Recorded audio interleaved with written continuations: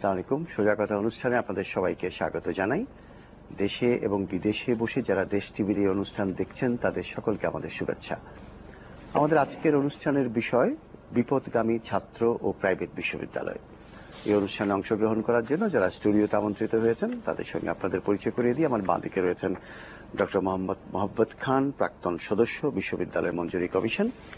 তার পাশে রয়েছেন doctor Zahirul Haque, pro vice chancellor, university of liberal arts Bangladesh, ULAB নামে বহুল পরিচিত।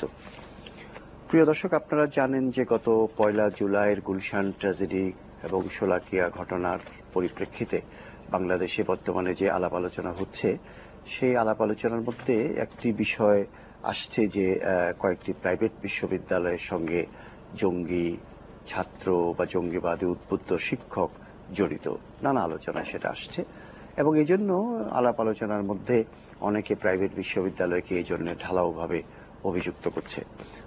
এটা দিয়ে আমরা আজকে আলোচনা শুরু করি। প্রথমে প্রফেসর মোহাম্মদ খান, এই যে প্রাইভেট বিশ্ববিদ্যালয়কে ঢালাওভাবে অভিযুক্ত করছে, এটা কতটা ঠিক কাজ হচ্ছে বলে আপনার মনে হয়? ধন্যবাদ। আমি মনে করি এটা মোটেও ঠিক কাজ হচ্ছে না, কারণ বাংলাদেশে বেশ কিছু প্রাইভেট বিশ্ববিদ্যালয় আছে যেগুলো খুবই উন্নত মানের, ভালো, এবং আমি নিজেও এককালে প্রাইভেট বিশ্ববিদ্যালয়ে পড়িয়েছি।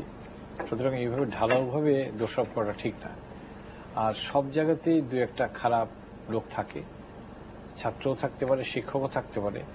তার ফলে সব বিশ্ববিদ্যালয়কে বলা যায় না যে সবগুলো জঙ্গিতে ভর্তি হয়ে গেছে বা এরা জঙ্গিদেরকে উৎসাহিত করছে।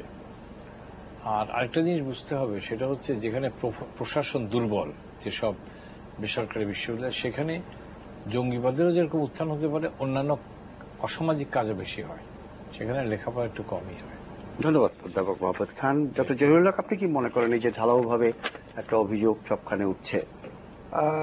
অবশ্যই আমি স্যারের সাথে একমত যে এই যে ঢালাও মন্তব্য, এটা আসলে বেসরকারি বিশ্ববিদ্যালয়ের শুরু থেকেই আমার মনে হয় এখানে মিডিয়া, আমাদের সাংবাদিক ভাইয়েরা বোধহয় কিছুটা অসতর্কভাবে রিপোর্ট করে এবং আমার মনে হয় বিভিন্ন জায়গায় এটাকে প্রেজেন্ট করে।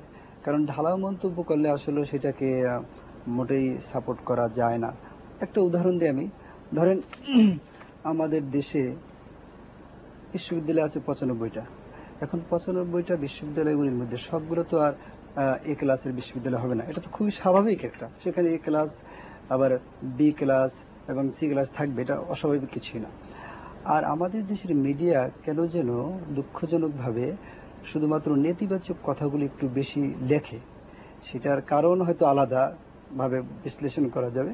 ধরুন আমাদের বেসরকারি বিশ্ববিদ্যালয়ে একটা ধরুন বড় অ্যাচিভমেন্ট, বাংলাদেশের ইতিহাসে এটা একটা উদাহরণ হয়ে থাকা উচিত, কিন্তু সেটাকে কোনো মিডিয়া ফলো করে প্রচার করছে না এবং আমি এটা খুব দুঃখের সাথে অবজার্ভ করছি।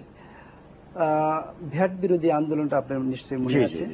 সেখানে দেখেন সারা বাংলাদেশ ব্যাপী এই আন্দোলনটা কয়েক সপ্তাহ ব্যাপী হয়েছে। আমাদের সমস্ত প্রাইভেট বিশ্ববিদ্যালয়ের ছাত্ররাও করেছে। একটা গাড়ি ভাঙে নাই, একটা বিশ্ববিদ্যালয়ে একটা গ্লাস ভাঙে নাই। তারা আন্দোলন করেছে শান্তিপূর্ণভাবে এবং তাদের দাবি তারা আদায় করেছে। সেই পজিটিভ দিকটা কিন্তু আমাদের পত্রিকায় বা ইলেকট্রনিক মিডিয়ায় ওইভাবে আসেনি। তো নেতিবাচক রিপ্রেজেন্টেশন আমাদের দেশের মিডিয়ার আমার মনে হয় একটা টেন্ডেন্সি আছে। আর বেসরকারি বিশ্ববিদ্যালয়ের ক্ষেত্রে যে ঢালাও মন্তব্য, এটা গোড়া থেকেই হয়ে আসছে এবং এটাকে অবশ্যই সাপোর্ট করা যায় না। ধন্যবাদ ডক্টর জহিরুল হক। প্রিয় দর্শক, ডক্টর জহিরুল হক একটা গুরুত্বপূর্ণ কথার অবতারণা করেছে। সেটা শুধু যে প্রাইভেট বিশ্ববিদ্যালয় প্রসঙ্গে প্রযোজ্য তা নয়, সামগ্রিকভাবে বাংলাদেশের রাজনীতি, অর্থনীতি, সমাজনীতি, যে কোনো বিষয়ে মিডিয়া সম্পর্কে এটা আসে।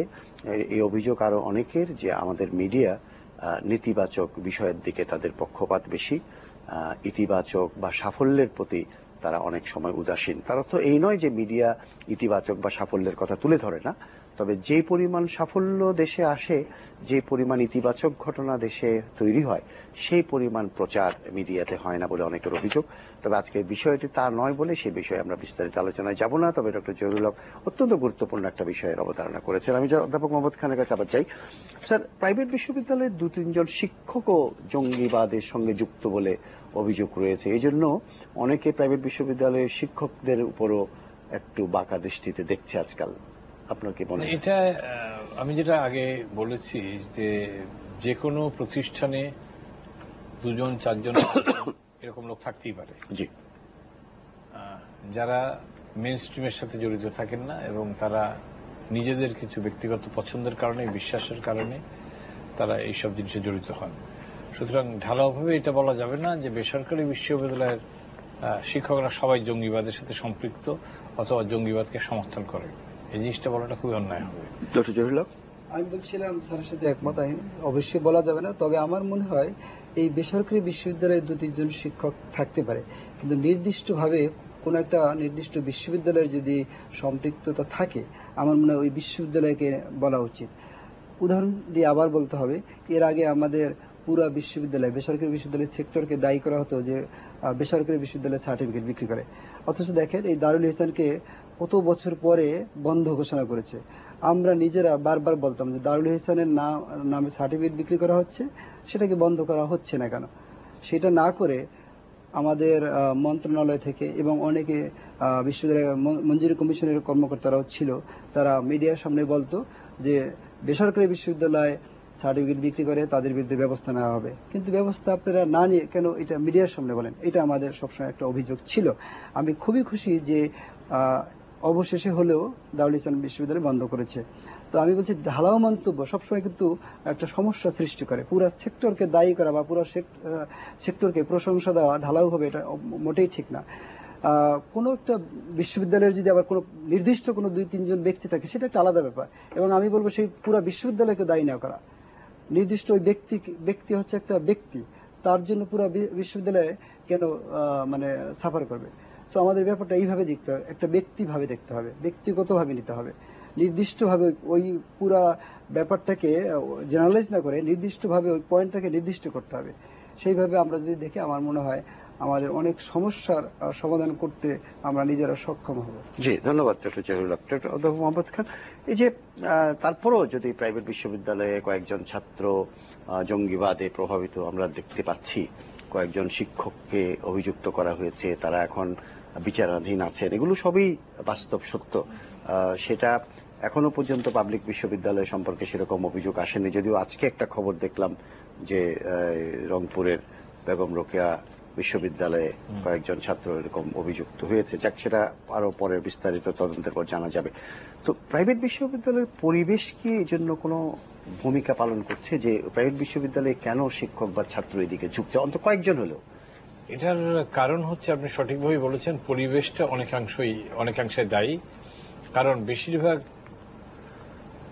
বেসরকারি বিশ্ববিদ্যালয়ে সংস্কৃতি চর্চার যে পরিবেশ সেটা নেই, ছাত্র ছাত্রীদের খেলাধুলা করার কোনো জায়গা নেই, তারপরে খুবই কম জায়গার মধ্যে অনেকগুলো বেসরকারি বিশ্ববিদ্যালয় কাজ করে, খুবই কম জায়গায়, 2-4টা-5টা আছে যাদের বেশ জায়গা আছে। কিন্তু আর যে বিশ্ববিদ্যালয় নিয়ে এই কথাগুলো উঠছে সেই বিশ্ববিদ্যালয় আমি একসময় নিজে পড়েছি বহু আগে, তখন থেকে আমার একটা জিনিস মনে হয়েছে যে এই বিশ্ববিদ্যালয় কার নিয়ন্ত্রণে আছে বোঝা যাচ্ছে না।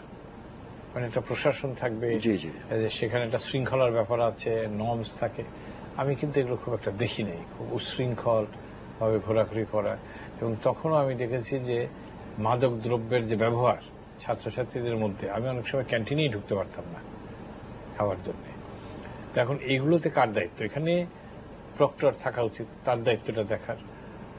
আর সেখানে অন্যান্য যারা ডেজিগনেটেড অফিসার থাকেন তাদের দরকার, একজন উপাচার্য থাকেন তার দায়িত্ব আছে। কিন্তু দেখা গিয়েছে যে ওই বিশ্ববিদ্যালয়ে হয় chain of command completely fail করেছে, অথবা তাদের এইসব বিষয়ে কোনো মাথা ব্যথা নাই, তাদের অন্য জায়গায় প্রিয়রিটিস। এইটা কিন্তু অত্যন্ত সত্যি কথা। এবং একটা জিনিস আপনি দেখবেন, এইসব বিশ্ববিদ্যালয়ে একটা টেন্ডেন্সি হচ্ছে, তারা দেশে অনেক যোগ্য লোক থাকতেও তাদের সেখান থেকে তাদেরকে উপাচার্য করে না, বিদেশ থেকে নিয়ে আসে। এবং সব থেকে দুঃখের কথা হচ্ছে, বিদেশে যারা যান তারা অনেকেই এখানকার বিশ্ববিদ্যালয়ের, সরকারি বিশ্ববিদ্যালয়ের শিক্ষক ছিলেন, আমরা অনেকেই চিনি। তো তিনি ওখানে গিয়েছিলেন উচ্চতর ডিগ্রি করতে, তিনি ফিরে আসেন নাই, উনি সারা জীবন ওখানে থাকলেন। তারপরে ওনার জীবন যখন শেষ হয়ে গেছে উনি এখানে আসলেন বিশাল একটা টাকা পয়সার অ্যারেঞ্জমেন্ট করে। এটার দুটো নেগেটিভ কনসিকুয়েন্স আছে। একটা হচ্ছে ছাত্রছাত্রীরা কোনো রোল মডেল পায় না, জি। কারণ তিনি পরিচিত নন, এবং ওই বিশ্ববিদ্যালয়ের আগের উপাচার্যের বিদায়টা অত্যন্ত করুণভাবে হয়েছে, একই কেস।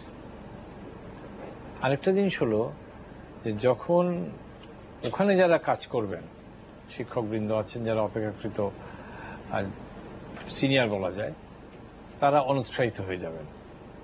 মানে ওপরের পদ দুটোই যদি ব্লকড হয়ে যায়, যে তারা হতেই পারবেন না, তাহলে কিন্তু বিপদ। আরেকটা জিনিস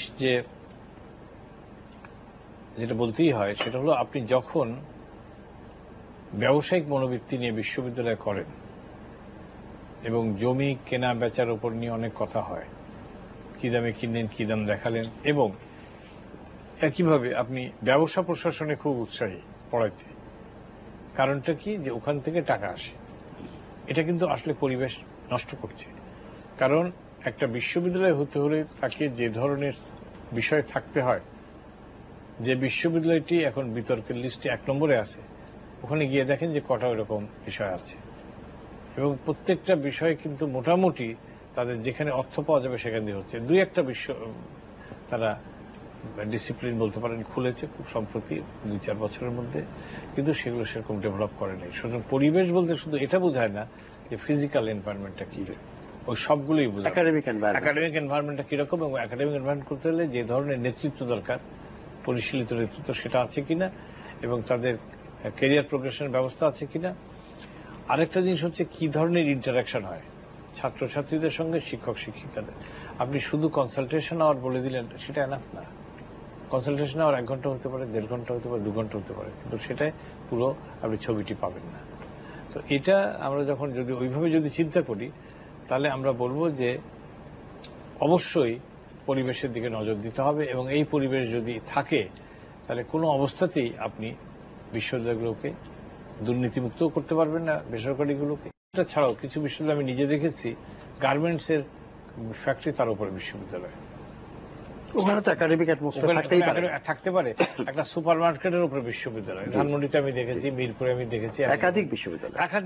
আমি বিশ্ববিদ্যালয় মঞ্জুরি কমিটির সদস্য, একাধিক বিশ্ববিদ্যালয়ে আমি গিয়েছি, গিয়ে আমি যা পেয়েছি, ওই বিশ্ববিদ্যালয়েও গেছি যেটির কথা এখন বলা হচ্ছে, এবং তাকে আমরা বললাম যে এটা আপনি করেন কি করে। আরেকটি বিশ্ববিদ্যালয় আমি উত্তরায় পেলাম, ভয়াবহ অবস্থা, এত ছাত্র যে হিসাব নেই কোনো, সেটা বিল্ডিং নেই, এবং সেখানে শিক্ষকের এত দুর্বল মান। একজন শিক্ষক একটা দেখলাম 70 বছরের বয়স, ও ডিগ্রি নেই, কিছু না, ওনারা গিয়ে পড়ান। জি, ধন্যবাদ অধ্যাপক মোহাম্মদ খান। অনেকগুলো গুরুত্বপূর্ণ কথা বলেছেন আপনি বিশ্ববিদ্যালয়ের পরিবেশ সম্পর্কে। ডক্টর জহিরুল হক কিছু পরিবেশের ব্যাপারে আসলে আমার একটু বলার আছে। জি। পরিবেশ বলতে যদি আমরা একটা জায়গা নিয়ে করি এবং অনেক দিন ধরে অনেক ধরনের কোর্স পড়াই, সেটাই যদি হয়ে থাকে, তাহলে ধরেন আমাদের যে পাবলিক বিশ্ববিদ্যালয়গুলো আছে সেখানে কিন্তু তাহলে উগ্রতার সৃষ্টি হতো না। যেমন আমি আপনাকে বলি, রাজশাহী বিশ্ববিদ্যালয় তো অনেক বড় জায়গা নিয়ে আছে, চিটাগাং ইউনিভার্সিটি আছে অনেক বড় জায়গা, ঢাকা বিশ্ববিদ্যালয় আছে, ইসলামিক বিশ্ববিদ্যালয় অনেক বড় জায়গা, বড় ক্যাম্পাস, দেখতেও সুন্দর। হ্যাঁ, দেখতেও অনেক সুন্দর। সেখানে অনেক ডিপার্টমেন্ট আছে। ঢাকা বিশ্ববিদ্যালয় কত 93টা 87টা ডিপার্টমেন্ট ঢাকা বিশ্ববিদ্যালয়। তারপর তো সেখানে এই উগ্রবাদ আছে, উগ্রতা আছে, ছাত্রদের মাঝে মারামারি আছে, কাটাকাটি আছে। 80-র দশকে, তারপরে ধরেন 90 দশকের মাঝামাঝি পর্যন্ত এই সমস্ত পাবলিক বিশ্ববিদ্যালয়ে অনেক ক্লাস পড়েছে। তো সেগুলো তো প্রাইভেট না। সুতরাং আমার মনে হয় এটা সার্বিকভাবে বিবেচনা করতে হবে। বেসরকারি বিশ্ববিদ্যালয়ের পরিবেশ যে খারাপ, সেটা নির্ধারিত কয়েকটা বিশ্ববিদ্যালয়ে খারাপ আছে, আবার অনেক বিশ্ববিদ্যালয়ে ভালো আছে।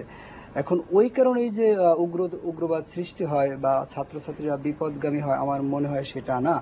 ফর এক্সাম্পল আপনাকে আমি বলি, বাংলাদেশের যে ভালো বেসরকারি বিশ্ববিদ্যালয়গুলি আছে, যে সমস্ত বিশ্ববিদ্যালয়ে 2-1 ছাত্র বিপদগামী হয়েছে, সেখানে কিন্তু প্রায় অনেকগুলো সুন্দর সুন্দর ক্লাব আছে, তারপরে বিভিন্ন ধরনের জেনারেল এডুকেশন কোর্স পড়ানো হচ্ছে।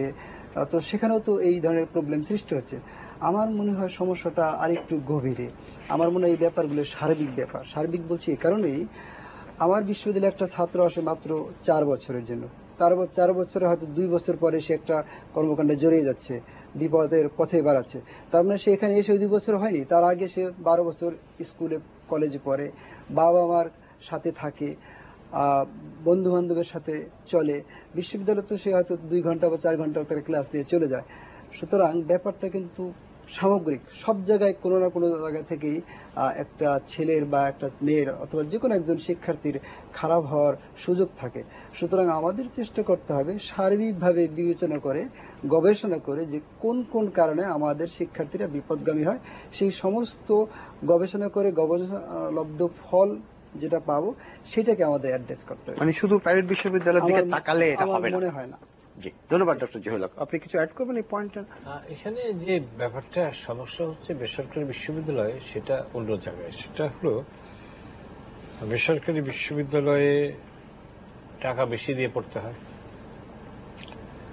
বেসরকারি বিশ্ববিদ্যালয়ে সবাই বলেন, দু একটা বিশ্ববিদ্যালয় ওখানে গেলেই ডিগ্রি পাওয়া যায়, পাশ করা যায়। ফেল করেছে এমন লোক পাওয়া যাচ্ছে না। আপনি কোনো সরকারি বিশ্ববিদ্যালয়ে দেখাতে পারবেন না যে এরকম ভাবে পাশ করা যায়, সেখানে যতই সমস্যা থাকুক। ঢাকা বিশ্ববিদ্যালয়ে আমি নিজে বহু বছর ছিলাম, 40-45 বছর, আমি সেটা দেখিনি। আরেকটা জিনিস হচ্ছে, এটা প্রফেসর জহিরুল হক ঠিকই বলেছেন যে তা আমাদের যারা ছাত্রছাত্রী তারা 12 বছর তো বাইরে থেকে পড়ে আসে, সেটা অন্য প্রশ্ন হয়তো আসবে। কিন্তু প্রশ্ন থেকে যায় যে কেরিয়ার প্রোগ্রেশন যেটা সরকারি বিশ্ববিদ্যালয় হয় শিক্ষকদের, বেসরকারি বিশ্ববিদ্যালয় ঠিক সেইভাবে হয় না। তারপরে সিলেকশন কমিটি যেগুলো হয়, আমরা অনেকেই জানি সরকারি বিশ্ববিদ্যালয়ে সিলেকশন কমিটিতে বাইরের বহিস্থ বিশেষজ্ঞ থাকেন। সেখানে উপাচার্য চাইলেই লোকে নিতে পারবেন এবং পদোন্নতি দিতে পারবেন, এটা কিন্তু সম্ভব না। কিন্তু অনেক বেসরকারি বিশ্ববিদ্যালয় এটা খুবই সম্ভব।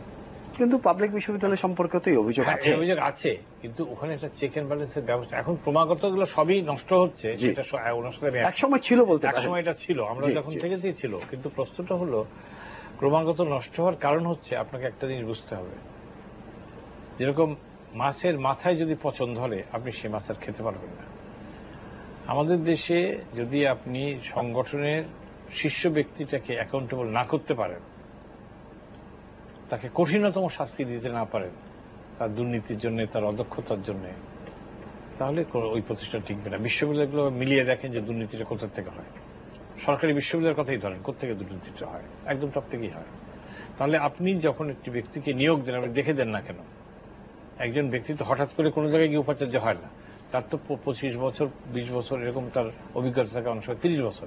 তো 30 বছর যিনি ভালো কাজ করলেন না বা নানাবিধ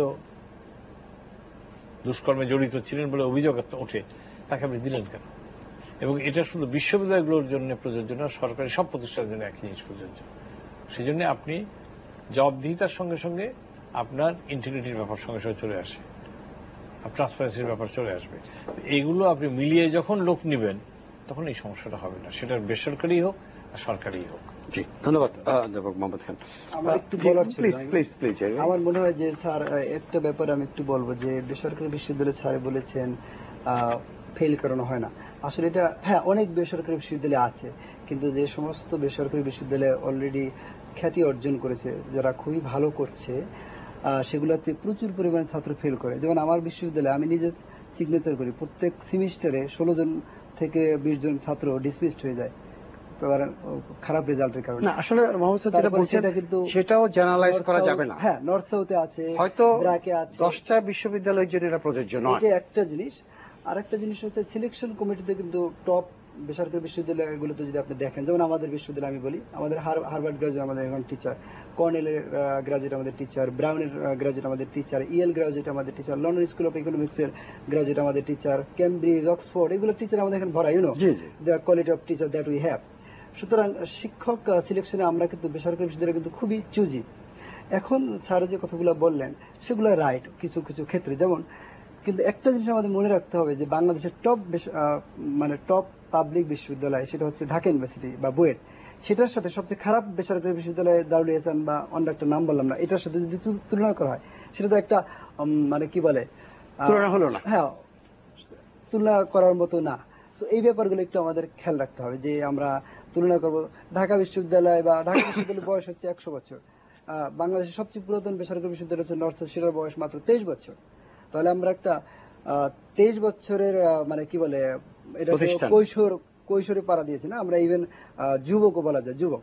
আর ওখানে একটা, সে তো বৃদ্ধ হয়ে গেছে, তাহলে একজন যার অভিজ্ঞতায় সম্পূর্ণ একজন বৃদ্ধ মানুষের সাথে আমি একটা বাচ্চা ছেলের তুলনা করতে পারি না। এই সমস্ত ব্যাপারগুলো আমাদের একটু ভেবে তারপরে আমাদের মনে হয় পুরা ব্যাপারটা আরেকটা হচ্ছে যে প্রাইভেট বিশ্ববিদ্যালয় সম্পর্কে যে প্রশ্নগুলো আসছে সেগুলো হয়তো প্রথম 10টার প্রতি প্রযোজ্য নাও হতে পারে। হ্যাঁ, এটাই আমি বলতে যেহেতু চাচ্ছি। 90টারও বেশি বিশ্ববিদ্যালয় আছে, কিন্তু লোকে যখন কথা বলে তখন ওই পরের 80টা নিয়ে কথা বলে। আমার ওইটাই। তবে এখানে আরেকটা পয়েন্ট আপনাকে একটু বলবো স্যার, এক সেকেন্ড আমি একটু বলি। সেটা হচ্ছে ধরেন আমাদের পাবলিক বিশ্ববিদ্যালয়ে ধরেন 37টা এই মুহূর্তে আছে।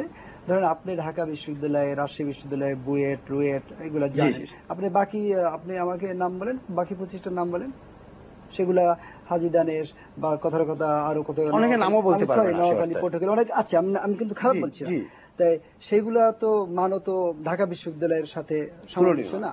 সিমিলারলি নর্থ সাউথ বা ইউলেবের সাথে অন্য একটা মানে লো লেভেলের বেসরকারি বিশ্ববিদ্যালয়ের মান ঠিক হবে না। তো এটা কিন্তু অস্বাভাবিক একটা কিছুই না। তবে আমাদের চেষ্টা করতে হবে সমস্ত বিশ্ববিদ্যালয়গুলো আমাদের দেশের সম্পদ, সেটা পাবলিক হোক প্রাইভেট হোক, এটার উন্নয়ন ঘটানো। ধন্যবাদ ডক্টর জহিরুল হক। প্রিয় দর্শক, আমরা এখন একটা সংক্ষিপ্ত বিরতি নেব। বিরতির পর আবার ফিরে আসবো আমাদের আলোচনায়। আশা করি আমাদের সঙ্গে থাকবেন।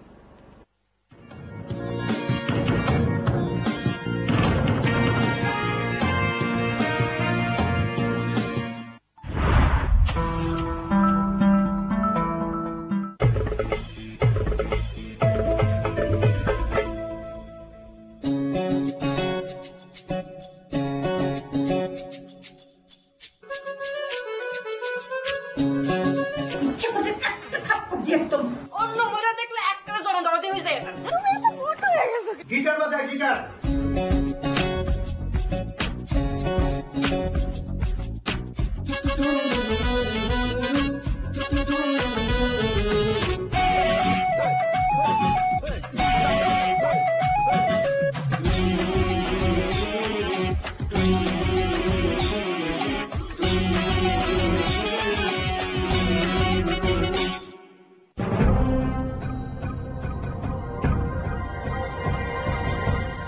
মুলা ঝুলায় রাখছে তোমার সামনে, আর তুমি গাধার মতো সেই মুলার পেছনে দৌড়াইতেছো।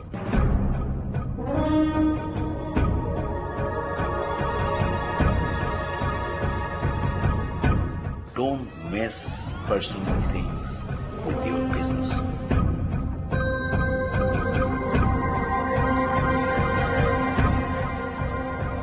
অন্যের ব্যাপারে জাজমেন্টাল হওয়া ভালো, কিন্তু আয়নায় নিজের চেহারাটা একবার দেখতে হয়।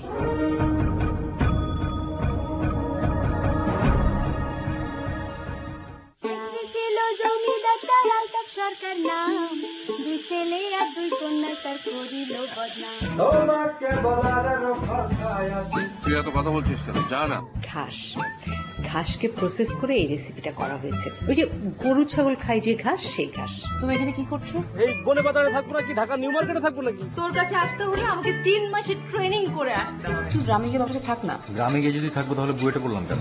স্টুডিওটা ছাদে ট্রান্সফার করবার কারণটা কি? তোমাদের জন্ম আমি নির্ণয় ন জানি, কিন্তু আমি ছাড়া তোমার আরেকটা জগৎ আছে, সেই জগতে আমার কোনো অস্তিত্বই নেই। ভিলেজ হইল পলিটিক্সের সাইড। কি হলো তো হা করে কি দেখছো?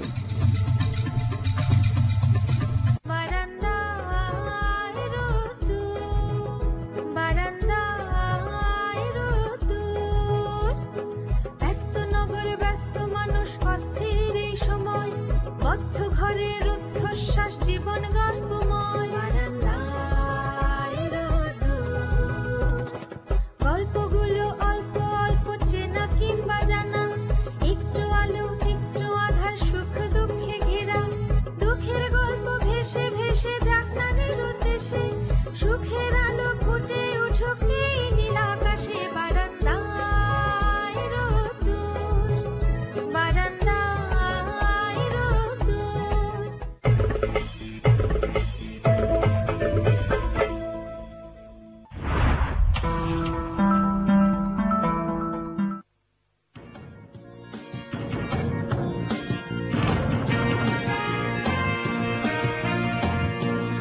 প্রিয় দর্শক, সোজা কথা অনুষ্ঠানে আপনাদেরকে আবার স্বাগত জানাই। আমাদের সঙ্গে থাকার জন্য ধন্যবাদ। আজকে আমরা আলোচনা করছিলাম বিপদগামী ছাত্র ও প্রাইভেট বিশ্ববিদ্যালয়। আমাদের সঙ্গে আছেন ডক্টর মোহাম্মদ মোহাব্বত খান ও ডক্টর জহিরুল হক। আমরা বিরতির আগে অনেকগুলো বিষয় আলোচনা করেছি, এখন নতুন আরেকটা পয়েন্টে যেতে চাই, অধ্যাপক মোহাম্মদ খানের কাছে চাই। অনেকে বলছেন যে প্রাইভেট বিশ্ববিদ্যালয়ে প্রকাশ্য ছাত্র রাজনীতি করতে না দেয়াতে গোপনে জঙ্গি রাজনীতি অনুপ্রবেশ করেছে। আমি এর সাথে মোটেই একমত নই। প্রশ্ন হলো, এটা এরকম একটা তুলনা বা কথা যে আমি যেহেতু ভালো খাবার পাই না সুতরাং আমার সব থেকে নিকৃষ্ট খাবার আমাকে খেতে হবে, এই কথা তো ঠিক না। কারণ বিশ্ববিদ্যালয় পর্যায়ে যারা যান, যে কথাটা আলোচনা আগেও এসছে, তারা কোন পরিবার থেকে এসছেন, সেখানে তাদের বাবা মার কি ধরনের সুপারভিশন ছিল, কোন স্কুলে তারা পড়েছেন, কি ধরনের শিক্ষক শিক্ষিকা তারা পেয়েছেন, কোন কলেজে পড়েছেন, সেখানে কি পরিবেশ ছিল, এই সবগুলো দেখেই আপনাকে বলতে হবে যে একটি ছেলে বা মেয়ে কোন দিকে যেতে পারে। কারণ যখন একটি ছেলে বা মেয়ে বিশ্ববিদ্যালয় পর্যায়ে আসে তখন সে কিন্তু তৈরি হয়ে গেছে, তাকে আপনি খুব বেশি মোল্ড করতে আর পারবেন না। তো ওই কথা বলা ঠিক না। তবে আমি মনে করি যে সবারই স্বাধীনতা থাকার উচিত, যে আমি যদি রাজনীতি করতে চাই বিশ্ববিদ্যালয় পর্যায়ে ছাত্র রাজনীতি, সে সুযোগ আমার থাকা উচিত। কিন্তু সুযোগ না থাকলে আমি জঙ্গি হব, এটা ঠিক না। এটা আমি মনে করি একেবারেই ঠিক না, এবং এটা কোনোভাবেই যুক্তিযুক্ত না। ধন্যবাদ অধ্যাপক মোহাম্মদ খান। প্রিয় দর্শক, অধ্যাপক মোহাম্মদ খান একটা খুব গুরুত্বপূর্ণ কথা বলেছেন, সেটা আমরা আজকে আলোচনা করব না। আমাদের সঙ্গে যদি একজন মনোবিজ্ঞানী থাকতেন ভালো হতো, তিনি বলতে পারতেন যে এটা খুব ইম্পর্টেন্ট একটা পয়েন্ট, যে বিশ্ববিদ্যালয়ে আসার পরে তার চিন্তাধারাকে খুব বেশি প্রভাবিত করা যায় না। তার এক ধরনের চিন্তাধারা তৈরি হয়ে যায় ইন্টারমিডিয়েট পাস হওয়ার ওই রকম অবস্থানে, ওই বয়সে, তার ওই শারীরিক বা মানসিক কাঠামোর মধ্যে। কিন্তু আমরা যত আলোচনা করছি, কোনো আলোচনাতেই কিন্তু আমরা স্কুল কলেজ লেভেলে আলোচনাগুলো করছি না, যে সেখানে একটা ছাত্র জঙ্গিবাদের দিকে ঝুঁকছে কিনা ইত্যাদি ইত্যাদি আমরা আলোচনা করছি না। সেটা আরো বৃহত্তর প্রেক্ষাপটে আমরা আরেকদিন আলোচনা করে দেখব যে বিশ্ববিদ্যালয়ের পর্যায়ে ছাত্রছাত্রীরা কতটা প্রভাবিত হওয়ার মতো পরিবেশে থাকে। আমি ডক্টর জহিরের কাছে ওই ছাত্র রাজনীতি প্রসঙ্গে আবার যেতে চাই, যে অনেকেই বলছেন কিন্তু আজকাল ছাত্র রাজনীতি আসলে আমার তো ব্যক্তিগতভাবে মোটেই পছন্দ না, এবং আমি as a pro vice chancellor আমি বলবো যে ছাত্র রাজনীতি আরো বিশ্ববিদ্যালয়ের স্ট্রাকচারকে ধ্বংস করে দেবে এবং আরো দারুণভাবে ক্ষতিগ্রস্ত করবে। ছাত্র রাজনীতি যদি আপনার এই ধরনের উগ্রতা বন্ধ করতে পারতো, তাহলে আমাদের দেশের যে বড় বড় বিশ্ববিদ্যালয়গুলি আছে, ধরেন রাজশাহী বিশ্ববিদ্যালয় আছে, অনেক বিশ্ববিদ্যালয় আছে, নাম নাই বললাম, পাবলিক বা প্রাইভেট, যে আমাদের দেশের পুরাতন বিশ্ববিদ্যালয়গুলোতে তো যেখানে ছাত্র রাজনীতির চর্চা ছিল সেই স্বাধীনতার আগ থেকেই, তারপর তো সেখানে উগ্রতার আবির্ভাব ঘটেছে। সুতরাং আমরা বলতে পারবো না যে ছাত্র রাজনীতি আসলেই উগ্রতা বা বিপদগামী ছাত্রদের সংখ্যা কমে যাবে। আরেকটা উদাহরণ যদি আমরা দেই, বিদেশে ধরেন আমরা হার্ভার্ড, প্রিস্টন বা ইয়েল, ওয়েসলিয়ান, ব্রাউন, এই সমস্ত ইউনিভার্সিটির, ক্যামব্রিজ, অক্সফোর্ডের কথা বলি, সেখানে তো যেভাবে আমাদের দেশের ছাত্র রাজনীতি আছে ওইভাবে তো নেই। সুতরাং তারা তো ওখানে তো উগ্রবাদ সৃষ্টি হচ্ছে না। সুতরাং এই দুইটা উদাহরণে প্রমাণিত হয় যে আমাদের দেশে ছাত্র রাজনীতি আসলেই যে উগ্রতা বন্ধ হয়ে যাবে, আর ছাত্র রাজনীতি না থাকলেই যে উগ্রতা হবে, সেটা আসলে না। এর পিছনে অন্য কিছু কারণ আছে। সেই কারণটা আসলে আমাদের এখন এইভাবে মন্তব্য করাটাও ঠিক না। আমাদের মনে একটু গবেষণা করে চিন্তা করে সার্বিকভাবে যে সার্বিক পরিস্থিতিটা কি সেটা বের করতে হবে। ধন্যবাদ। একটা যোগ করি, যেটা ডক্টর জহির বলেছেন খুব সঠিক কথা। এখানে ছাত্র রাজনীতির মানে গত বাংলাদেশ সরকার থেকে একটি দলের লেজুর ভিত্তি করা, রাজনৈতিক দলের। আমরা দেখেছি যখন আমরা ছাত্র ছিলাম 50 বছর আগে ঢাকা বিশ্ববিদ্যালয়ে, তখন কিন্তু অবস্থা এরকম ছিল না। কেউ আদর্শের দ্বারা প্রভাবিত হয়ে ছাত্র রাজনীতি করতো, কারোর বন্ধু বান্ধব ছাত্র রাজনীতি করে এক দলে সে যায়, কিন্তু একেবারে লিঙ্কড আপ যে এই রাজনৈতিক দলের সাথে এটা ছাত্র সংগঠন, এটা করলে কিন্তু এটা নষ্ট হয়ে যায়। কারণ আমরা যখন বলি যে ছাত্রদের রাজনীতি করতে দেওয়া হোক, তার মানে হচ্ছে তার বুদ্ধির বিকাশটা হওয়ার কথা, নিজস্ব চিন্তা ভাবনা। আর ঠিক তার উল্টোটা হওয়ার সম্ভাবনা খুবই বেশি যখন আপনি ছাত্র রাজনীতি মানে এটা বোঝাতে চাচ্ছেন যে এই দলের সঙ্গে এই ছাত্র সংগঠন লিঙ্কড আপ হয়ে আছে বা জড়িত, এরা যারা চলে, এটা ঠিক না। এটা আমি মনে করি যে প্রফেসর জহির যেটা বলছেন তার সাথে আমি অনেকটাই একমত, যে ছাত্র রাজনীতি করলেই জঙ্গিবাদ আর হবে না, যে ওখানে ছাত্রদের করতে দেওয়া হয়নি বলে জঙ্গিবাদের উত্থান করেছে, ঠিক না। ধন্যবাদ দাদা মোহাম্মদ খান। প্রিয় দর্শক, যারা আমাদের সজাগতা অনুষ্ঠান নিয়মিত দেখেন তাদের হয়তো স্মরণ থাকতে পারে আমরা মাত্র কয়েকদিন আগে দুজন ছাত্র নেতার সঙ্গে বিষয়ে আলোচনা করেছি বিস্তারিতভাবে। আমরা আলোচনার মাধ্যমে আমরা আনতে চেয়েছি যে ছাত্র রাজনীতি পাবলিক বা প্রাইভেট বিশ্ববিদ্যালয়ের জন্য কতটা কল্যাণকর হচ্ছে, নানান ভঙ্গিতে আমরা সেটা আলোচনা করার চেষ্টা করেছি। সেই অনুষ্ঠান যারা দেখেছেন তারাই সম্পর্কে বিস্তারিত জানতে পেরেছেন। আজকে আর ডিটেইলস আমরা যাচ্ছি না। আমি অধ্যাপক মোহাম্মদ খানের কাছে আবার যাই যে এই যে কিছু ছাত্র বিপদগামী হচ্ছে, এটা তো বাস্তব সত্য। এই জন্য কি স্যার পরিবার অনেকাংশে দায়ী? পরিবার কি তাদের প্রতি যথেষ্ট মনোযোগ দিচ্ছে না? অবশ্যই এটা অনেকাংশেই দায়ী। এটা আমরা সবাই বুঝি এই জন্যে যে আমরা নিজেরা যখন ওই বয়সে ছিলাম আমাদের পরিবার কিন্তু নজর দিতেন, মা অবশ্যই নজর দিতেন, বাবাও চেষ্টা করতেন নজর দিতে। বর্তমানে যে অবস্থা দাঁড়িয়েছে সেটার ভয়াবহতা এই জন্য আরো বেশি যে অনেক ক্ষেত্রে বাবা মা, বিশেষ করে যারা উচ্চবিত্ত, তাদের কোনো সময় নাই। বাবাও ব্যস্ত, মাও ব্যস্ত, ব্যবসার কারণে হোক অন্য জায়গায় তার ব্যস্ত থাকেন। আরেকটা জিনিস হচ্ছে, আপনি একটা জিনিস খেয়াল করবেন, এখন একটা আমরা টেন্ডেন্সি দেখতে পাই ছোট বয়স থেকে বাচ্চা যা চাই তাই দেওয়া হয়। আমি এটা চাই দিতে হবে, এটা চাই দিতে হবে, এটা চাই দিতে হবে। এখন যেগুলো আমরা দেখলাম যে জঙ্গিগুলো নিহত হলো গুলশানে এই যে রেস্টুরেন্টে, এবং এরা প্রত্যেকে উচ্চবিত্ত সন্তান, তার মানে তাদের জীবনে কোনো কিছুর অভাব ছিল না, কিন্তু যে জিনিসটার অভাব ছিল সেটা হলো মোরাল গাইডেন্স। আমরা ছোটবেলা থেকে আমরা বইতে পড়েছি, শুনেছি যে এইটা খারাপ, এটা ভালো, তুমি এটা করতে পারবে, এটা করতে পারবে না, তুমি সন্ধ্যের পরে বাসার বাইরে থাকতে পারবে না, তোমাকে আসতেই হবে, এবং তোমাকে বলে যেতে হবে তুমি কোথায় যাচ্ছ।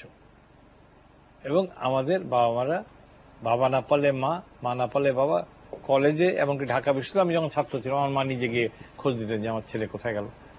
এখন আপনি তো আপনার সন্তানদের যে ইনভেস্টটা করার কথা in terms of quality time, সেটা তো আপনি করেন নাই। আপনি টাকা দিয়েছেন, টাকা দিলেই তো সন্তান মানুষ হবে না। সুতরাং অবশ্যই পরিবারের একটি বিশাল দায়িত্ব আছে, এই দায়িত্বটা অনেক পরিবারই পালন করেন নাই। যেহেতু পালন করেন নাই সেই জন্য তারা এই ফলটা আজকে দেখতে পাচ্ছেন।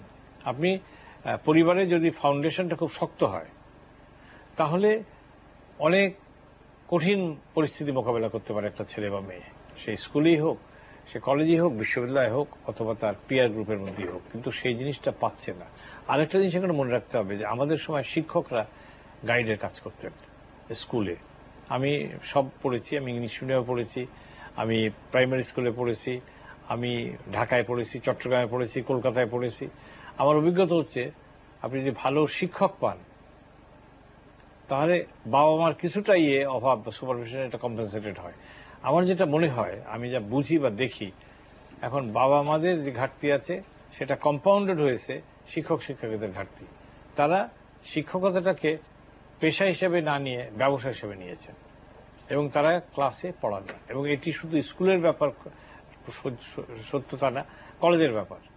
ঢাকা কলেজের মতো কলেজে অনেক সময় শিক্ষককে পাওয়া যায় না এবং তারা থাকে। আমি নিজে ঢাকা কলেজের ছাত্র ছিলাম। তো এই কথাগুলো আমরা যখন বলি, এই কথাগুলো পরিবারের ভূমিকা, স্কুলের ভূমিকা, কলেজের ভূমিকাও বলতে হবে, কিন্তু প্রাইমারিলি ভূমিকাটা হচ্ছে বাবা মার। ধন্যবাদ। আপনি কিছু আমার একটু অ্যাড করা আছে। আসলে স্যারের সাথে আমি একমত, পরিবারের একটা ভূমিকা অবশ্যই আছে। তবে স্যার আমার যেন কেন মনে হচ্ছে যে তখনকার প্রেক্ষাপট আর এখনকার প্রেক্ষাপট এক না। সেজন্য তখনকার প্রেক্ষাপটে আমার মনে হয় যে বাবা মা যদি আপনাদেরকে ওইভাবে অতটা অনুশাসনের ভিতর নাও রাখতেন, তারপর আপনারা ভালো থাকতেন বা আমরা ভালো থাকতাম। বাট এখনকার প্রেক্ষাপটে বিভিন্ন কারণে একটা ছেলে বিপথে যাওয়ার সুযোগ তার আছে। ধরেন আমাদের বাহির থেকে কারো দ্বারা সে প্রভাবিত হতে পারে, তারপরে পারিবারিক একটা হতাশা, যেটা স্যার বললেন, এটা তো অবশ্যই আছে, এটা একটা বড় কারণ। তারপরে আমাদের যে সোশ্যাল মিডিয়া যেটাকে আমরা বলি, এখানকার ইনভলভমেন্ট একটা বড় কারণ। আমার মনে হয় যে একটা কারণে যায় না, এক একজনে যে এক এক কারণে বিপথে যায়। কেউ যায় পারিবারিক কারণে বিপদ হয়, কেউ হয় সোশ্যাল মিডিয়ার কারণে, আবার কেউ যায় বাহিরের কোন একটা বন্ধুর সাথে চললো তার দ্বারা প্রভাবিত হয়ে যায়। সো বিভিন্ন কারণে কিন্তু যায়, মাল্টিপল ফ্যাক্টরস এখানে সংশ্লিষ্ট। ওইগুলা আমাদের মনে সবগুলো আইডেন্টিফাই করে আবার ওইভাবে সমাধান আমাদের বের করতে হবে। আমি উদাহরণ দিয়ে বলি ওনার কথারই, কেন আমি ওগুলো বললাম। সেটা হলো আমার দুই সন্তান কিন্তু ইংরেজি মিডিয়ামে পড়েছে, কিন্তু তাদের পরিবার থেকে শিক্ষা দেওয়ার ফলেই তারা ধার্মিক অনুশাসন সেটা তারা প্রতিপালন করত। রোজা রাখা বলেন, নামাজ পড়া বলেন, খেলাধুলা করা বলেন, কিন্তু ওই গায়ন গণ্ডির বাইরে তারা যেতে পারেনি। আরেকটা জিনিস হচ্ছে, আপনি সোশ্যাল মিডিয়া বলেন, যেটাই বলেন, পারিবারিক শিক্ষাটা যদি দুর্বল হয় তাহলে আপনি কোনো কিছুতেই এখানে আটকাতে পারবেন না। আরেকটা হলো, আমাদের সময় আমার মনে আছে আমার বাবা আমাদেরকে ভালো ভালো ইংরেজি বই দেখতে নিয়ে যেতেন, ইংরেজি বই কিনে দিতেন যে এটা পড়ো, এটা রাশিয়ান অনুবাদ, এটা ফ্রেঞ্চ অনুবাদ, এটা জার্মান অনুবাদ। তার ফলে যে আমাদের পড়ার যে অভিজ্ঞতাটা এবং খেলাধুলা করায় উৎসাহ দেওয়া হতো, তুমি মাঠে গিয়ে খেলো। এখন অবশ্য হয়তো মাঠ নাই, বা তুমি স্টেডিয়ামে গিয়ে খেলা দেখো। এখন যেটা হচ্ছে সবকিছু ছেড়ে দেওয়া। এবং আমি কতগুলো এক্সাম্পল দিয়ে বলি। আমি দেখেছি কয়েকটা ইংরেজি মিডিয়াম স্কুলে ক্লাস 4-5 এই ধরনের ছেলেদের কাছে পর্নো ভিডিও পর্যন্ত আছে। এবং যখন তারা ধরা পড়েছে, এটি প্রিন্সিপালের কাছে নিয়ে যাওয়া হয়েছে। উনি বাবা মাকে ডেকে বলেছেন, আপনার ছেলেকে নিয়ে যান, আমি কে রাখবো না। দোষটা তো ওই বাচ্চার না, দোষটা হচ্ছে তার বাবা মার। তারা ওটা দেখে এমনভাবে রেখেছেন যে সে বাচ্চাও দেখেছে এবং সে তার বন্ধু বান্ধবকে দেখাচ্ছে না। আমার কথা, আপনি নিজে সংযত জীবন যাপন করেন না, আপনি কি করে আশা করেন যে আপনার ছেলে সংযত জীবন যাপন করবে? এখনো যে সংযত অনেক ছেলে মেয়ে নাই তা কিন্তু ঠিক না। এখনো অনেকে আছে যাদের পরিবারে ওই শাসনটা আছে, ওই আদব কায়দাগুলো তারা শিখেছে এবং তারা জানে যে লেখাপড়ার সঙ্গে সঙ্গে এগুলো করতে হবে। অনেক পরিবারে কোনো কিছুই মানা হয় না। এমন স্বাধীনতা দেওয়া হয়েছে যে স্বাধীনতার যত রকমের অপব্যবহার আছে সবই করতে হবে। কিন্তু উনি যেটা বলেছেন ঠিক ওই এক্সকিউজটাই তারা দেয় যে সোশ্যাল মিডিয়া। আমাদের সঙ্গে কি খারাপ ছেলে ছিল না? আপনার সঙ্গে ছিল না? আমরা কি দেখি নাই যে তারা কত খারাপ? আমি নিজে ঢাকা যে স্কুলে পড়েছি সেটা one of the notorious school. ধন্যবাদ মোহাম্মদ খান। আমাদের একজন দর্শক আছে, আমরা তার কথা একটু শুনি। হ্যালো। আসসালামু আলাইকুম। ওয়েলকাম সালাম, বলুন।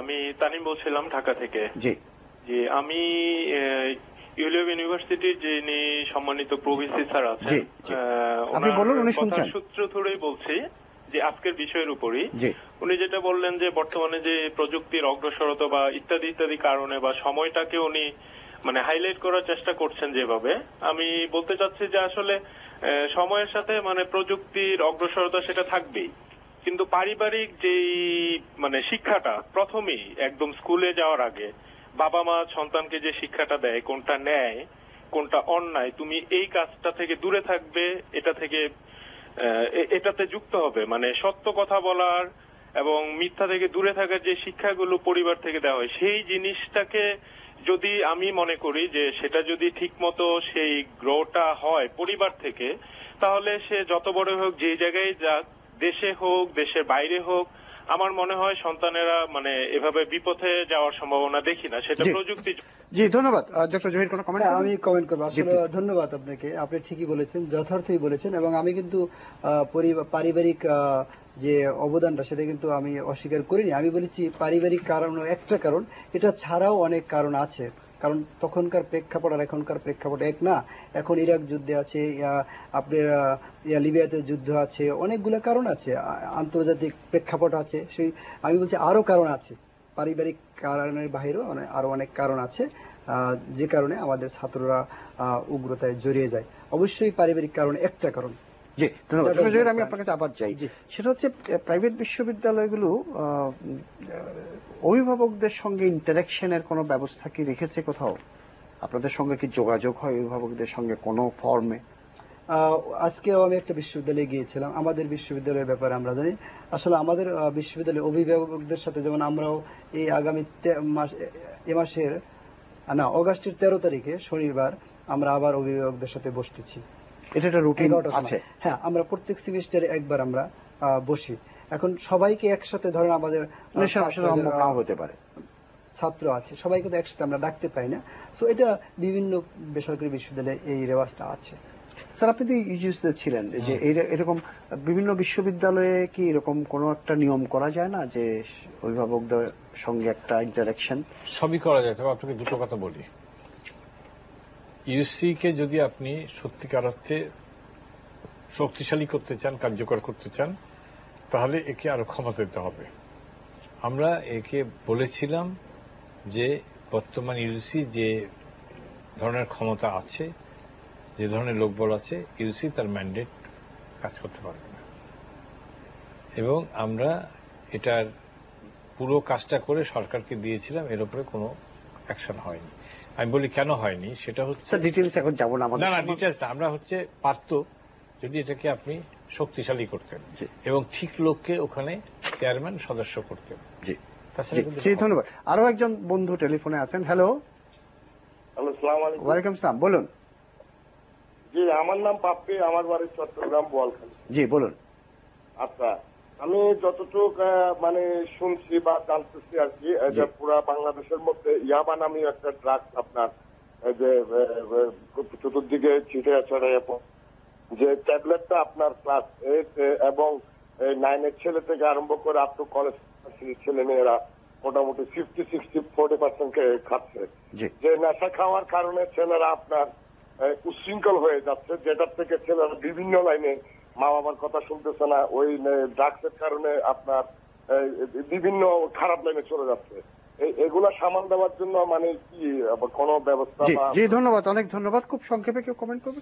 হ্যাঁ, এটা হচ্ছে উনি একটা যথার্থই বলেছেন যে এই ধরনের ড্রাগস নিলে তাদের যে বিচার বুদ্ধি সেটা থাকে না সুস্থ। এখানে আমাদের যে ইগুলো আছে, সরকারি প্রতিষ্ঠানগুলো আছে, নার্কোটিক্স এদের যে দায়িত্ব আছে, কোস্টগার্ডের দায়িত্ব আছে, তারা যদি তাদের দায়িত্ব পালন করেন সঠিকভাবে, এটা অনেক কমে যাবে। জি ধন্যবাদ ডক্টর জহির। অনেকে বলছেন যে প্রাইভেট বা পাবলিক বিশ্ববিদ্যালয় বোধ যথেষ্ট কো কারিকুলাম কর্মসূচি, বিশেষ করে সাংস্কৃতিক কর্মসূচি না থাকাতে ছাত্রছাত্রীদের কেউ কেউ বিপদগামী হচ্ছেন। তারা জীবনের সূক্ষ্ম অনুভূতিগুলোর সঙ্গে তাদের কোনো পরিচয় ঘটছে না, এক ধরনের সীমাবদ্ধ জীবনের মধ্যে তাদের ছাত্র জীবন কাটছে।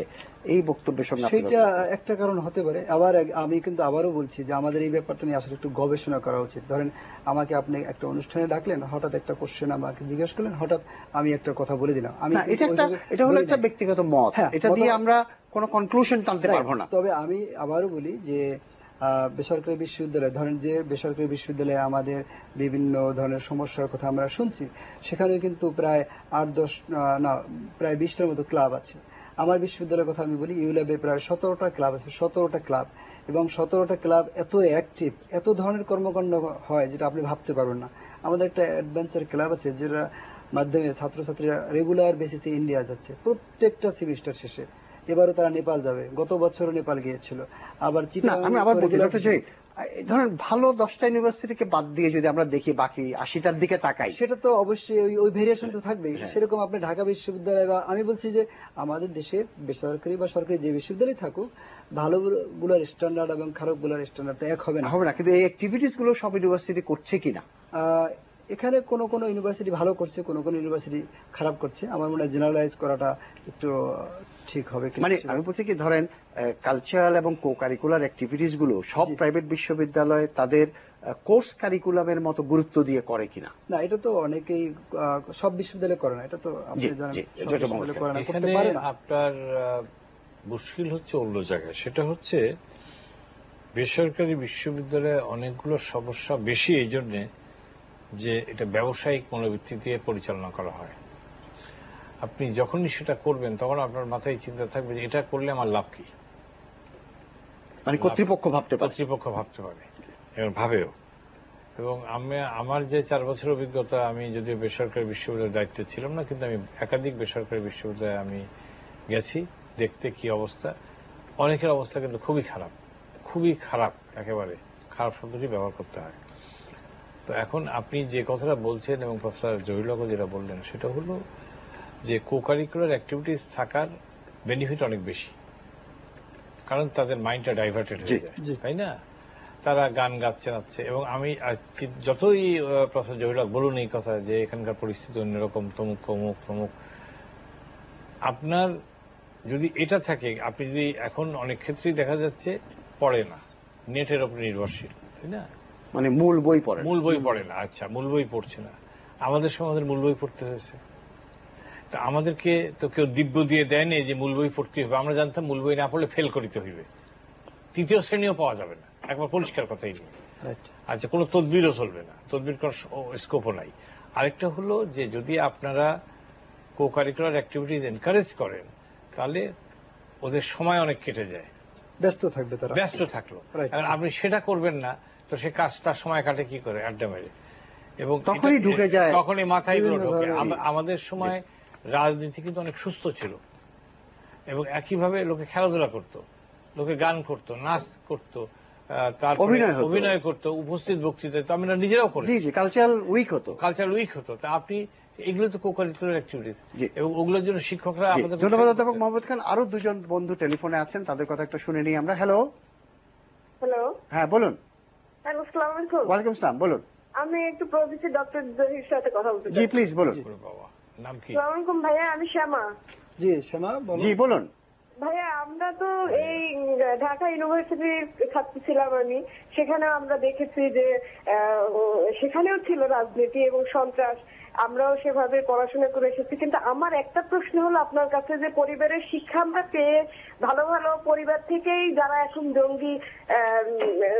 জঙ্গিদের নাম এসছে, তারাও কিন্তু অনেক ভালো পরিবার থেকেই এসছে। আমরা তাদের ব্যাকগ্রাউন্ড দেখতে পাই, তাদের বাবা মা, তাদের সবাইকে এভাবে দেখতে পাই। কিন্তু আমার প্রশ্নটা হলো যে কেন ওখানে মানে বন্ধুর কারণে, আমি একটা জিনিস আইডেন্টিফাই করতে চাচ্ছি যে সেখানে কেন আমরা বন্ধুর কারণে আমরা কেন বিপদগামী হচ্ছি, আমার সেই বন্ধুটা কেন এর মধ্যে জড়িয়ে পড়েছে। এবং এখানে বাবা মার অবশ্যই একটা রেসপন্সিবিলিটি থাকে, কিন্তু সেখানেও বাবা মা মনে করেছে যে হয়তো ছেলে বা মেয়ে আমার ইউনিভার্সিটিতে গিয়েছে, তাই তাদের পার্সোনালিটিতেও তারা আঘাত দেন না। আমাদের সমাজটা এখন এরকম হয়ে গেছে, যেহেতু ইংলিশ মিডিয়াম থেকে অনেক ছাত্রছাত্রী এসে গেছে।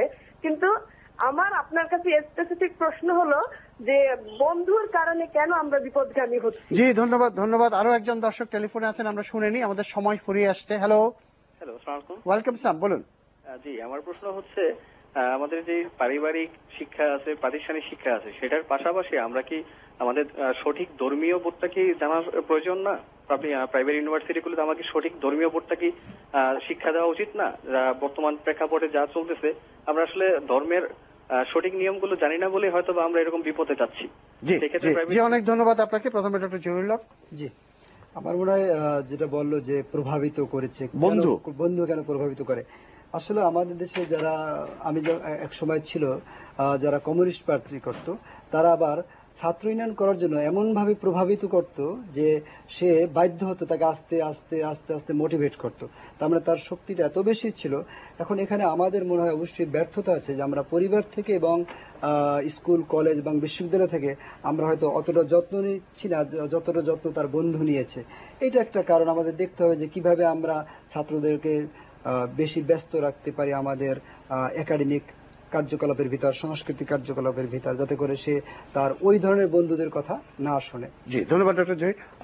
ডক্টর মোহাম্মদ খান, যে আরেকজন ভদ্রলোক বললেন যে ধর্মীয় সঠিক ধর্মীয় অনুশাসন, সঠিক, উনি যথার্থই বলেছেন। সঠিক ধর্মীয় অনুশাসনটা কিন্তু পরিবার থেকে আসে। মানে আমাদের বাবা মারা এটাই শিখিয়েছেন যে আমাদের ধর্ম এটা বলে, তোমার এটাই করা উচিত, কারণ ধর্ম তোমাকে সঠিক পথটা দেখাচ্ছে, তুমি এটাই চলবে। আর এখানে আরেকটা কথা মনে রাখতে হবে, ওই যে মহিলার যে কথাটা বলেছেন, একটি খুব গুরুত্বপূর্ণ কথা, সেটা হলো উনি বলছেন ভালো ভালো পরিবার থেকে এসছে। ভালো ভালো পরিবার মানে এটা নয় যে তাদের অর্থবিত্ত আছে, কিন্তু পরিবারে আসলে তাদেরকে কি শিখিয়েছে এই জিনিসটা কিন্তু বুঝতে হবে। আমার মনে হয় ওখানে উনি একটা বোধহয় যখন ব্যাখ্যা দিচ্ছিলেন এই জিনিসটা পরিষ্কার করেন নাই। আর পরিবারের শিক্ষা থাকলে তিনি দেশেই থাকুন বিদেশেই থাকুন, তার খারাপ হওয়ার সম্ভাবনা খুবই কম। জি ধন্যবাদ ডক্টর জহির। লাস্ট প্রশ্ন আপনাকে। ধরেন বিভিন্ন প্রাইভেট বা পাবলিক বিশ্ববিদ্যালয়ে প্রচুর কো কারিকুলাম অ্যাক্টিভিটিস এর আয়োজন করলো, অনেক প্রোগ্রাম রাখলো, কিন্তু ছেলে মেয়েরা যে তাতে পার্টিসিপেট করবে সেই নিশ্চয়তা কোথায়? আমাদের অভিজ্ঞতা থেকে আমরা দেখছি যে প্রোগ্রামে নম্বরের কোনো সম্পর্ক থাকে না, রেজাল্টের কোনো সম্পর্ক থাকে না, ছেলে মেয়েরা সেসব প্রোগ্রামে ইন্টারেস্টেড হয় না। জাহাঙ্গীর ভাই, ধন্যবাদ আপনাকে এত সুন্দর একটা প্রশ্ন করার জন্য। আসলে আপনি যে প্রশ্নটা করেছেন, আপনার ভিতরে যে কোশ্চেনটা আছে, আমার মনে হয় এটা আমাদের ভিতরে ছিল। আমি গত সপ্তাহে রফিক স্যারের সাথে কথা বলছিলাম এই ব্যাপারটা নিয়ে যে স্যার আমাদের কি করা দরকার। এক সময় কিন্তু আমরা এই কো কারিকুলার অ্যাক্টিভিটিস উপর একটা 5 মার্ক দিতাম, 5 মার্ক ছিল পুরো 100 মার্কের ভিতরে। পরে দেখলাম এটা মেনটেন করা আমাদের জন্য একটু ছাত্র বাড়তেছে, তখন এটা একটু কঠিন হয়ে গেল, তখন এই জিনিসটা আবার আস্তে আস্তে চলে গেল। আমার মনে হয় আমাদেরও চিন্তা করতে হবে কিভাবে একটা মার্ক অ্যালোকেট করা যায় কো কারিকুলার অ্যাক্টিভিটিসের জন্য। এটা একটা। আমরা ইদানিং একটা জিনিস ভাবছি, আমরা জানি না, আমাদের বিশ্ববিদ্যালয়ে বাংলাদেশ স্টাডিজ পড়ানো হয়, তো সেখানে আমরা ভাবছি যে বাংলাদেশ স্টাডিজ তো আমরা ইংলিশে পড়াই, বাংলাদেশ স্টাডিজটা বাংলায় পড়ানো যায় কিনা, যাতে করে তারা বাংলার সংস্কৃতি, বাংলার মানে ঐতিহ্য, ইতিহাস ভালোভাবে মনে প্রাণে তারা বুঝতে পারে, এবং বাংলাদেশ স্টাডিজের ভিতরে যাতে মুক্তিযুদ্ধের ইতিহাস, এই জিনিসগুলো যাতে আমরা ঢুকাতে পারি, আমরাও কিন্তু এই ব্যাপারগুলো নিয়ে ভাবছি। জি, ধন্যবাদ ডক্টর জহিরুল হক, ধন্যবাদ ডক্টর মোহাম্মদ খান। প্রিয় দর্শক, আমাদের সময় শেষ হয়েছে। আজকে আমরা আলোচনা করছিলাম বিপদগামী ছাত্র ও প্রাইভেট বিশ্ববিদ্যালয়। আমরা গত 1 জুলাইয়ের সেই গুলশান ট্র্যাজেডির পর থেকে বিভিন্ন পর্যায়ে আমরা এই বিষয়টিকে দেখার চেষ্টা করছি। সেখানে পরিবারের ভূমিকা, বিশ্ববিদ্যালয়ের ভূমিকা, সমাজের ভূমিকা, রাজনৈতিক দলের ভূমিকা, রাজনীতির ভূমিকা, বিভিন্ন অ্যাঙ্গেল থেকে আমরা পুরো বিষয়টি পর্যালোচনা করে দেখছি। আমাদের সম্মানিত আলোচক ডক্টর জহির একটা কথা একাধিকবার বলেছেন, খুব গুরুত্বপূর্ণ আমি মনে করি, সেটা হচ্ছে এই বিষয়টি ব্যাপক গবেষণা করা দরকার, যে কেন এরকম একটা ঘটনা ঘটে যাচ্ছে, কেন আমাদের কলেজ বিশ্ববিদ্যালয়ে ছেলেরা বিশেষ করে বিপদগামী হচ্ছে, জঙ্গিবাদে দীক্ষিত নিচ্ছে, এগুলো নিয়ে ব্যাপক গবেষণা হওয়া দরকার, এবং এই গবেষণার মধ্য দিয়ে সমাধান বের করা দরকার। অভিভাবকদের সঙ্গে কথা বলা দরকার, ছাত্রদের সঙ্গে কথা বলা দরকার, তারা কি অনুভব করছে বিশ্ববিদ্যালয়ে পড়তে এসে। অনেক অ্যাঙ্গেল থেকে এটা গবেষণা করে এর একটা পথ আমাদের বের করতে হবে। আমাদের টেলিভিশনের এসব আলোচনা সেই গবেষণার একটা পরিবেশ আমরা তৈরি করার চেষ্টা করছি। এখানে কোনো সমাধান আমরা নির্দেশ করতে পারবো না এত সংক্ষিপ্ত সময়ে, তবে সরকার বা বিশ্ববিদ্যালয় বা অন্য কোনো গবেষণা প্রতিষ্ঠান যদি এইসব বিষয়ে গবেষণায় এগিয়ে আসে, তাহলে হয়তো আমরা 1-2 বছরের মধ্যে কতগুলো সমাধান এবং বিশ্ববিদ্যালয়গুলোর কি করণীয় সেগুলো সম্পর্কে সুনির্দিষ্ট পরামর্শ এবং সুপারিশ পাবো। এই প্রত্যাশায় আজকের সোজা কথা অনুষ্ঠান আমরা এখানেই শেষ করছি। সবাইকে অনেক ধন্যবাদ। খোদা হাফেজ।